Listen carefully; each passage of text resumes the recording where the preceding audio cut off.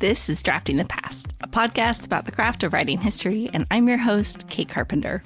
In each episode, I'm joined by a historian to dig into their writing process and find out how they bring history to the page. This time around, I'm happy to get to chat with Dr. Andrew Hartman. Thanks so much for having me, Kate. Longtime listener, first-time caller. Andrew is a professor of history at Illinois State University. Before that, as you'll learn in this episode, he was a high school social studies teacher, and he specializes in teaching future social studies teachers. He is the author of 3 books: Education and the Cold War, The Battle for the American School, A War for the Soul of America, A History of the Culture Wars, and his newest book, Karl Marx in America. He has also written extensively in publications like The Washington Post, Slate, Book Forum, and more. You'll hear how Andrew tackled such a huge project a decade in the making, how he became a subject in his own history, and why being an endurance athlete might just help if you're a writer, although I might just have to take his word for it. Enjoy my conversation with Dr. Andrew Hartman. So my mom was an English teacher. I grew up reading and writing a lot, and I always sort of imagined someday I might be a writer. I didn't really imagine, or I didn't really know how I would achieve that, but I did imagine someday I would be a writer. And then I majored in history in college, lots of writing, as you know. But after that, kind of wondering where I was going to go, what I was going to do, I decided to become a high school history teacher, which was a very enjoyable job. I did that for 2 years, learned tons about history, teaching myself in the process, but also that it's very tough to write as a high school history teacher. But I was still trying to. I was still very interested in writing. So I was writing articles for various magazines, kind of lesser-known left-wing and liberal magazines, trying to make a go of it as a writer. And I was enjoying it quite a bit. And so that's when I decided, after a couple of years of teaching high school, that I wanted to do my PhD in history because I enjoyed teaching, but I also wanted to research and write. This is your 3rd book, if I'm not mistaken. Yes. I noticed in the acknowledgments, you thanked your agent, who sadly passed away before this book came out, but you said something about for having seen in me the potential as a trade writer. When did you sort of start thinking about taking that direction with your writing? Well, and maybe you and lots of your listeners can sort of understand this, but I've always written in a way that I wanted lots of people to be able to understand, without necessarily defining myself as a particular kind of writer, academic or trade writer. You know, when you go to grad school, you learn a specific style of writing that is not always consistent with trade style writing. And so my first book, which was premised on my dissertation, I still am proud of the way in which it was written, but definitely not written in a way that would sort of attract a large audience. And so for my second book, which is A History of the Culture Wars, A War for the Soul of America, I intentionally tried to write in a way that would be as accessible as possible without losing the complexity of the ideas. And even though I didn't pitch it as a trade book, the University of Chicago Press, which published it, tried to sell it as one of these crossover books, and I think it did pretty well in that market and was reviewed quite extensively by trade venues such as the Wall Street Journal, such as the New Republic. And from there, but I didn't have an agent for that first book, but an agent, John Wright, had read that book, and he thought that I needed representation as such. I didn't know much about the whole gig of being a literary agent or being represented by one, but I thought, okay, this sounds interesting. And he helped me craft a book proposal for my new book, Karl Marx in America, to sell on the trade market. And it just so happened that the University of Chicago Press was the one that paid the most and was the most interested in it. So I returned to the same press and the same editor, which has been a good experience. We're going to dig in a little more to how you wrote Karl Marx in America. But first, I just kind of generally want to talk about your writing process and approach. So when and where do you like to do your writing? So when I was younger, when I was in grad school, I would write whenever I could, whenever the moment hit me. So there were a lot of late nights, a lot of early mornings, a lot of weekends, just whenever. But that was before massive amounts of responsibility, like a full-time job and parenthood. And so now I've kind of settled into a routine where I try to write as much as possible when I'm not teaching or doing duties for the university between Monday and Friday, between 8 and 4, 8 and 5. So I treat it like a regular sort of 8 to 4, 8 to 5 job.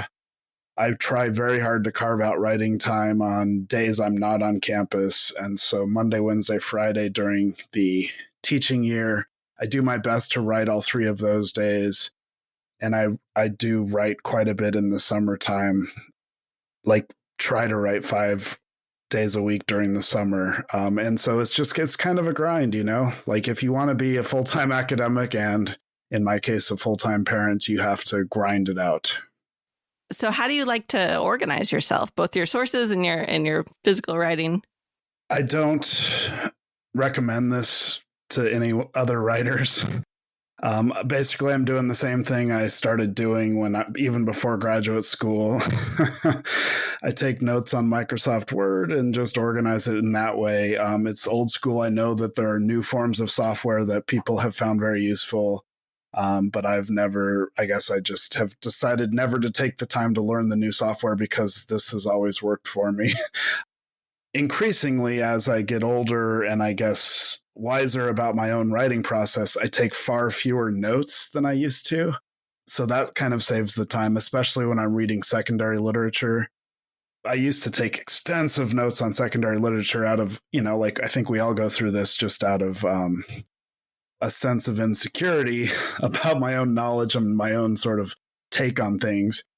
That has largely changed so that when I'm reading secondary sources, I don't take a lot of notes, but I still take extensive notes on Microsoft Word when I'm in the archives or when I'm reading primary sources. Do you organize like archival photos in some way, or are you mostly just focused on note taking? Nope. And again, I don't recommend this to anybody. That's what everyone says. I know, I'm sure, right? So we all think we're inefficient.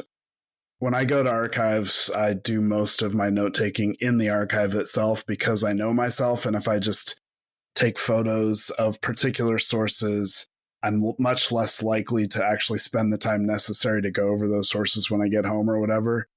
Again, I'm not sure that's the most efficient way, but it does mean long, long days in the archives, just digging into the sources. And if I come across some sources that I don't think I'll have time with in the archive, then I do take usually just images of those sources, or if the archives still allow it, to make hard paper copies of those as well. Where in that research process do you think about it as starting to write? Kind of always writing.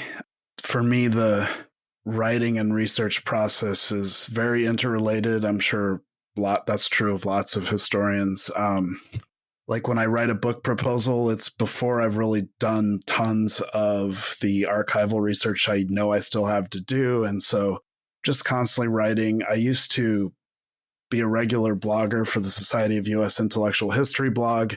So for my last book on the history of the culture wars, I was constantly blogging about my findings and my thoughts on various things related to the culture wars. So just a constant process of writing and then figuring out the holes in my argument or in my research and going back to the archives or back to the sources. With this book, I did not do very much public writing during the process, but I was constantly writing and sharing various things with some of my trusted readers. Once you have what you would consider a draft, what does revision look like for you? When I'm writing, I am, again, inefficient in the sense that I am a perfectionist. And so I'll write and rewrite a paragraph several times before I move on so that by the time I get to a complete draft of a chapter or even a whole manuscript, to my mind, it's in much better shape than probably many would think of a first draft. And that's because I just take my time with the writing and revision as I go.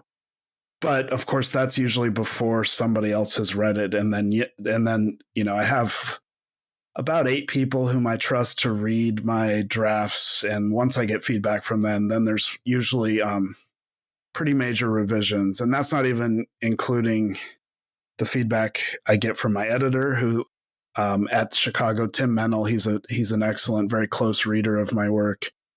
And then this book in particular had 3 very careful peer reviews, blind peer reviews, which were sometimes hard to read because especially one of them was extremely critical. Like, this still happens 3 books in. Extremely difficult to read at the time, but in the long run, very helpful at helping me make edits and sort of anticipate criticism. Yeah. So you, again, in the acknowledgments, you described Karl Marx in America as your white whale. And I know you've been working on it for a while. How did you kind of keep up with it? How did you keep the faith and keep going? Yeah, it took almost 10 years of research and writing. And I never thought I'd be the person who would spend 10 years researching and writing any one book. To begin with, I thought it was a neat idea. Nobody had done it. And there were these other books I had read and even reviewed that were reception histories of, say, Nietzsche, Jennifer Ratner Rosenhagen's American Nietzsche. There were several other good ones I'd read a few years ago on Heidegger, on Edmund Burke. There are some recent good ones on John Locke and on Adam Smith. And, all of these books that I mentioned, I'm a big fan of, but they're all kind of in the range of like 250 to 300 pages. But as I started the writing process, I quickly learned that this was going to be a much bigger book if I wanted to do it right in the way that I thought it was right. There was so much there in terms of Marx reception history, and also so much that I thought I needed to contextualize to kind of tell the story correctly, that I just, early on, I'm like, oh crap, this is going to take a really long time if I want to do it right, but I want to do it right. And especially because it's a topic that there will be lots of people coming at it with already very solidified opinions. So I just decided early on in the writing process, I'm just going to take my time with it and get it right. And so even though it was frustrating at how long it was taking, I knew that I was doing the right thing. And I guess that's sort of comforted me somewhat in how long it was taking. Did you ever have moments where you thought about setting it aside? I never did. I guess I got pretty obsessive about it. I mean, I have to say I always enjoyed it, even though there were obvious moments of frustration. It's a topic that proved really interesting to me. And trying to figure it all out and put it on paper was kind of like a big puzzle project that I quite enjoyed. Again, lots of moments of struggle and frustration. But no, there was never a moment when I was in doubt about finishing it. I knew it would happen as long as I could live long enough to finish it. Well, I have a bunch of questions about the book specifically. So why don't we stop here and I'll ask you to read an excerpt of Karl Marx in America. And I've asked you to read the beginning of chapter 2. And just for the sake of readers, I'll say that in the first chapter, you kind of give us an overview of Karl Marx while he was alive and how he engaged with the United States and its sort of political and cultural changes as he was thinking and writing. And in chapter 2, you're starting to sort of turn to the project of the rest of the book. So I'll have you read here for us. Chapter 2 is titled Working Class Hero, The Gilded Age. Little quote to start it off by Eugene Debs. Karl Marx's Capital was the very first to set the wires humming in my system. When Karl Marx died in 1883, his legacy appeared secure to the thousands of radicals who attended his raucous memorial in New York City. These working class militants hailed Marx as the architect of a coming cooperative commonwealth. To the American ruling class, in contrast, Karl Marx was at most an afterthought, buried under the wreckage of the Paris Commune. But Marx's name and his ideas did not die. The spirit of Marx remained alive, not because a glorious socialist future came to fruition, but rather because American capitalism itself confirmed his apocalyptic vision of it. Although rabble-rousing socialists in the mold of Marx held a grim view of capitalism, they were not alone in grasping that a rapidly expanding economy did not benefit everyone.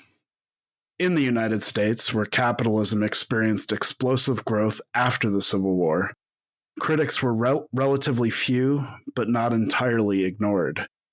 In their 1873 novel that gave the era its name, Mark Twain and Charles Dudley Warner depicted a Gilded Age marked by grave social problems hidden beneath a shiny veneer. In contrast, many elites held that the nation had never been more prosperous, never more virtuous. Such was the tenor of the centennial celebration of 1876, attended by massive crowds in Philadelphia, where speaker after speaker pronounced on the American penchant for transcending old world decay. As one declared, the very scheme of our national life prohibits decline. Centennial triumphalism was a bit awkward in an economy that had yet to recover from the devastating panic of 1873.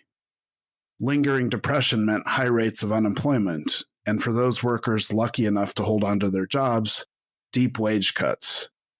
These circumstances precipitated the Great Railroad Strike of 1877. Capitalism, in short, had created a setting in which Marx's ideas could flourish. Of course, tinder alone is not enough to start a fire. The contradictions of late 19th century capitalism, which allowed for the accumulation of unparalleled fortunes for a few, while millions toiled in humiliating and often dangerous conditions, made it likelier that Marx's words would resonate. But somebody had to light a match. Those somebodies were socialists. I picked this passage in part just because it lets us kind of have a glimpse into how the structure of this book is working as you transition from Marx while he's alive to then his reception. How did you settle on this structure? Was that always the way you saw this book coming together? Or did it evolve?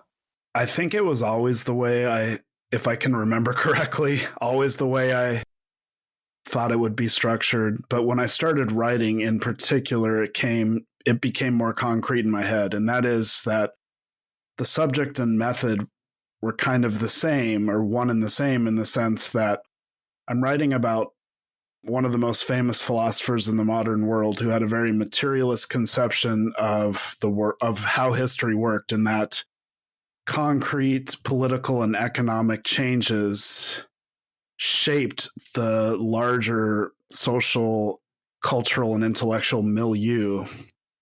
And so I didn't want it to just be an intellectual history in the sense of just to focus on the ideas. I wanted to situate those ideas in a larger world, and the larger world that made sense in terms of historicizing Marx's reception in the United States was a larger political world shaped not only by high politics, but also shaped by changing economic modes of production, and especially by a focus on labor, organized labor, but labor in general. And so it really became not just an intellectual history of how people thought about Marx, but a larger contextual understanding of American history from the Civil War to the present through the lens of Marx, Marxists, and various Marxisms.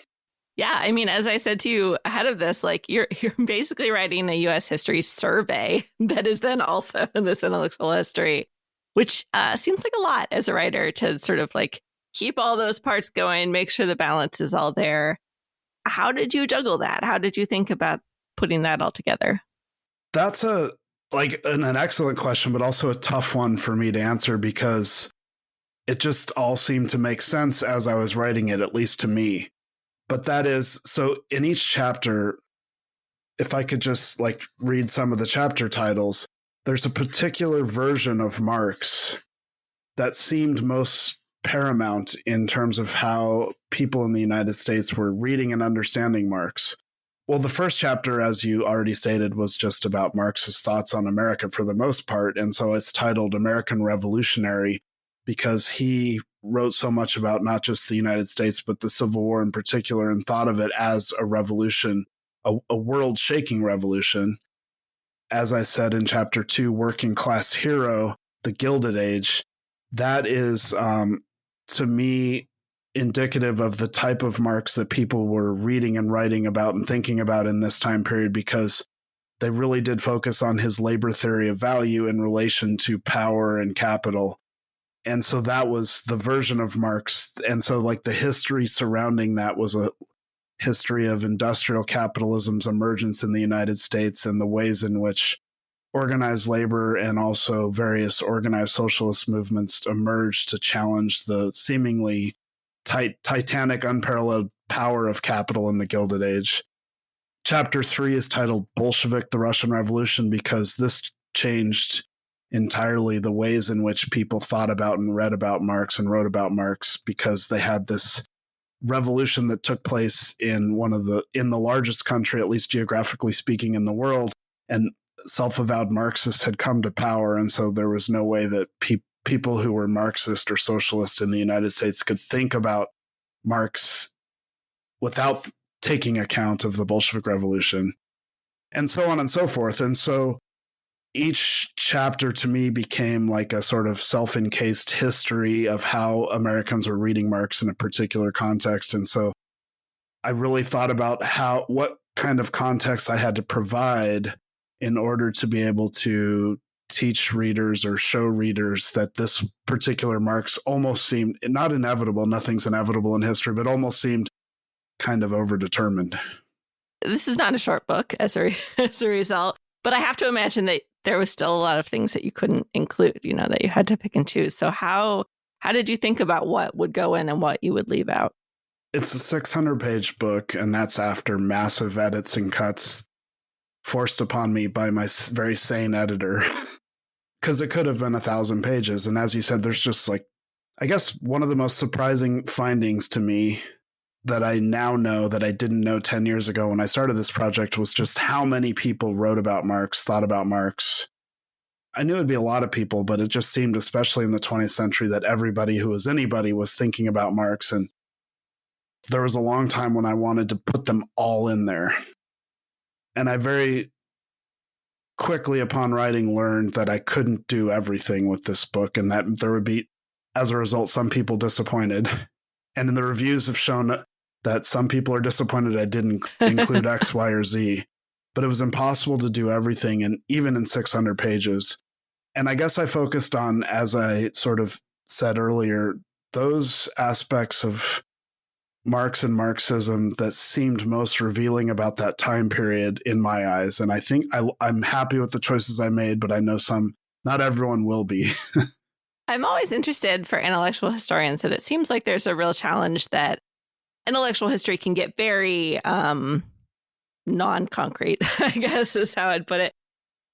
But especially when you're writing for a more general audience, you really want to make it engaging, want to kind of give them something to hold on to. So what were your strategies for making sure that focus stayed in this book? Well, and I think this is also related to the fact that I was writing a history of Karl Marx's ideas, which are all about sort of grounding things in material reality. He's known as a historical materialist. And you're right, intellectual history, which I love. I mean, I am an intellectual historian and I love reading it, can sometimes seem abstract, esoteric, even though I think it's true that ideas create context for other ideas.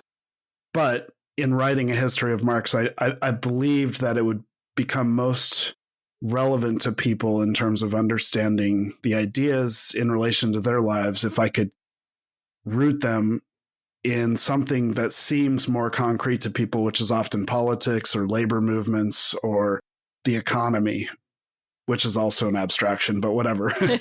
Sure. So I made very sort of concrete efforts to just root them in things that might seem more recognizable to people. Like during the 1960s, when these young radicals had ideas about Marx and they were reading the young Marx who seemed somewhat existentialist, I knew it would make more sense if I could root that in the reasons why they felt detached from American democracy and had their own existentialist angst related to the civil rights movement and also related to their effort to end the war in Vietnam.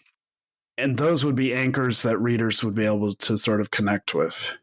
But also, I made the intentional choice to really emphasize a lot of people in the book who would be known to lots of readers, someone like W.E.B. Du Bois, but maybe this aspect of Du Bois would be lesser known. So there's a lot of that, even as I'm also trying to sort of bring attention to figures who I think are interesting and often overlooked. So a sort of rescue effort for some figures. Someone like Raya Dunayskaeva, this really interesting figure I write about in the early post-war period up through the 1960s. I want to focus a little bit on the final chapter because you do something sort of surprising here. As you and I both know, as listeners probably know, many historians, especially in academia, are kind of reluctant to put themselves in their books. And if they do, they tend to do it in the introduction, right? As sort of this like opening framing, and then we set that part aside. In the final chapter, you really sort of bring in your perspective, your sort of political stance, and how you have engaged with Marx, in addition to how Americans in the 21st century especially have engaged with Marx. How did you think about putting that last chapter together? Were you always in it, or did that evolve? So the last chapter is the last thing I wrote. And in the back of my mind, I had long thought I should somehow position myself in this book. And I agree, like most authors, if they do that at all, will probably do it in the introduction, maybe the conclusion, but they'll usually in the introduction, like they foreground their own positionality. And that oftentimes there's a sense that that'll help the readers along in terms of what they stand for and how they're making an argument about something. But rather than that, I thought it would be more interesting for me. And also if I treated myself as one of my subjects. And so the final chapter is about how people are reading and thinking about Marx now, or at least have been since in the last 20 to 25 years. And in the late 90s, early 2000s is really when I grew enamored with Marx and became a Marxist. And I thought that I would just put myself in the story because I actually represent a generation of people who did not often turn to Marx, except sometimes maybe in an academic register. So I'm kind of like a Gen X Marxist, somebody who grew up in the sort of shadow of Reagan and a deep celebration of capitalism. There are not a lot of Marxists of my generation. There are lots in the 60s, so lots of boomers, or at least there were. And the millennial socialist movement has produced lots of people reading and thinking about Marx in the millennial generation and maybe younger. But there weren't a lot of me, and so I was trying to figure. It was almost like I became a subject in the book and a puzzle to figure out like how this bridge happened, how I came to Marx. You know, selfishly, I just wanted to place myself alongside all these people I write about. But I also thought that it would maybe be interesting for the readers. I want to switch gears here a little bit and talk about your own influences, kind of background. You started your career as a social studies history teacher, as you mentioned earlier. You also have mentioned that at your university in the MA in history program, you teach a lot of history teachers, social studies teachers. Do you think that experience and perspective affects the way that you write about history? Without a doubt. So my experience as a teacher shaped my first book project, which was titled Education in the Cold War. I was really interested in trying to understand how we came to think about the schools and in the 20th century, how the Cold War really shaped and reshaped that. My second book project is a history of the culture wars. Like I felt like being in education, you're constantly living out the culture wars, and I wanted to understand the history of that.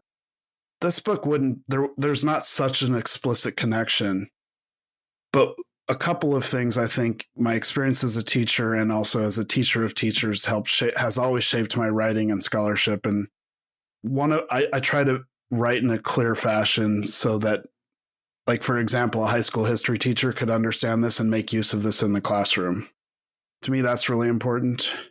And I also try to contextualize things in relation to, I guess my whole interest in the sort of sociology of knowledge, my whole interest in intellectual history stems a lot from the ways in which I think about the dissemination of knowledge through the classroom and in other venues that's been shaped by my experience as a teacher and as a teacher of teachers. That's a couple of ways. I found teaching to be a very political subject, and so I'm often interested in the various ways in which politics and education intersect, and I think that's a common commonality in much of the work I've done.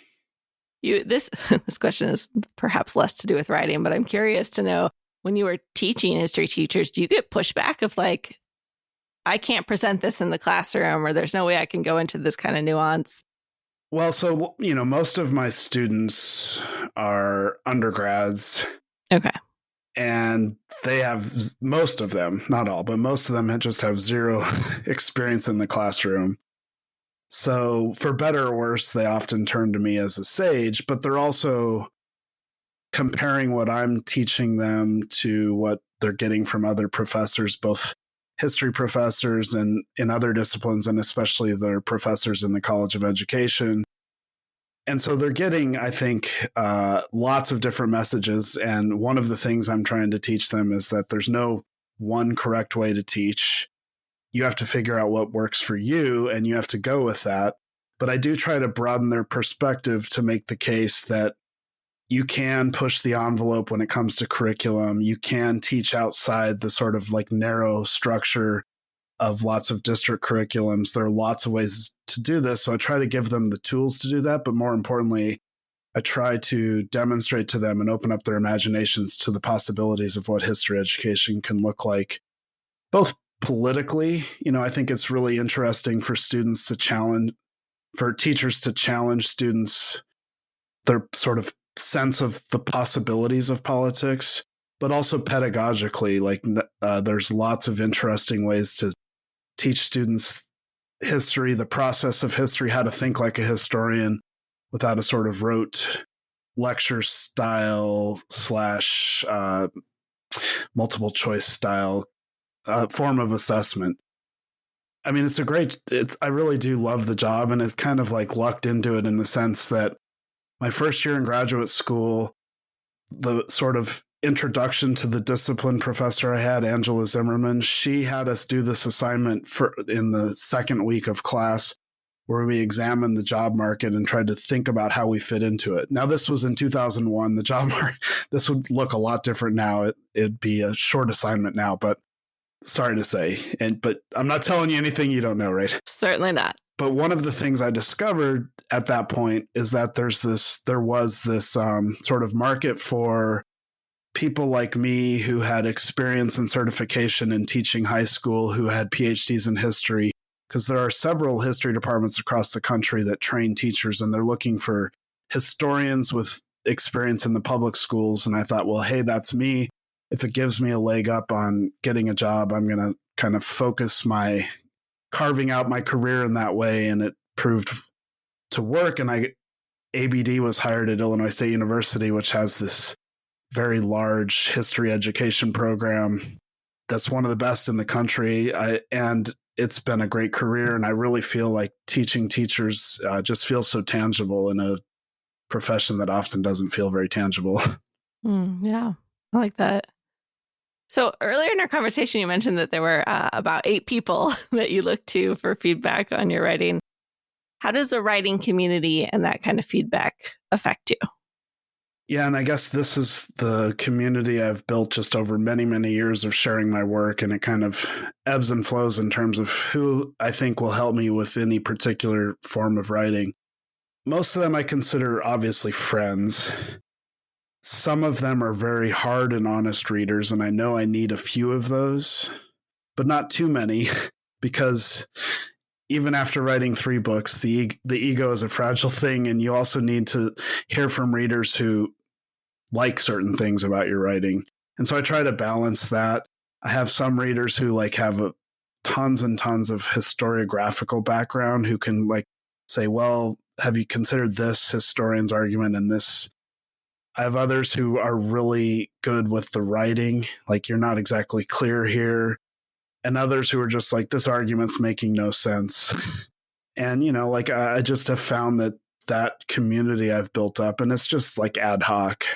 We don't all ever get together. I just send them stuff and they send me back feedback, and I try to do the same for them. It's just been so helpful because, as you know, and I would assume most people listening to this know, writing is a very lonely endeavor, and you have to share your writing with other people. Otherwise, you're just whistling into the wind.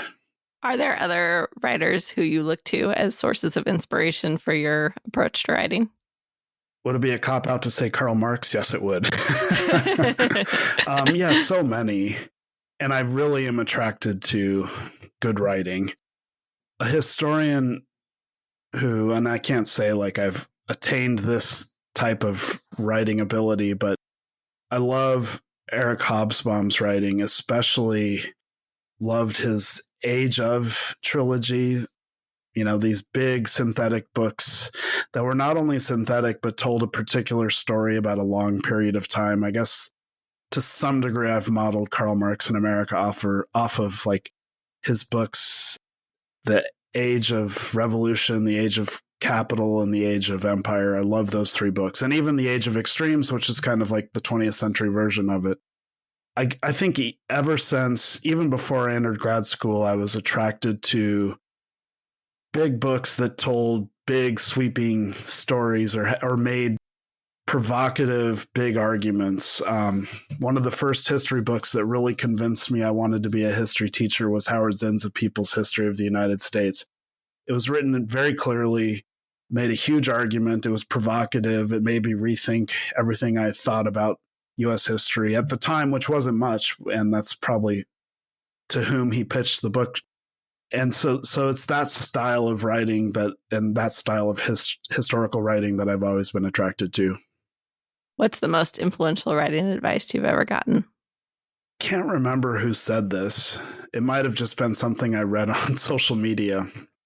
Someone once said, writing is like cycling in the Tour de France, or, you know, you just have to get in the saddle and stay there. As a endurance athlete, so I'm a swimmer, I've always been a swimmer, it just like seems parallel. You just have to keep at it, even when it feels awful, even when it's nothing but a struggle, even when you just feel like your blood, sweat, and tears are all over your computer. You just have to keep at it, and it'll just get easier the next day, hopefully. Just kind of grind it out. I always sort of had this romantic notion that, you know, you could drink coffee all night and just in a frenzy write out a whole chapter or something. And I've heard of people doing that, and that just sounds crazy to me. It's more like, if I can get 2 paragraphs on the page today, and if I can do that 5 days a week, it'll accumulate. And before I know it, 10 years later, I'll have a 600-page book.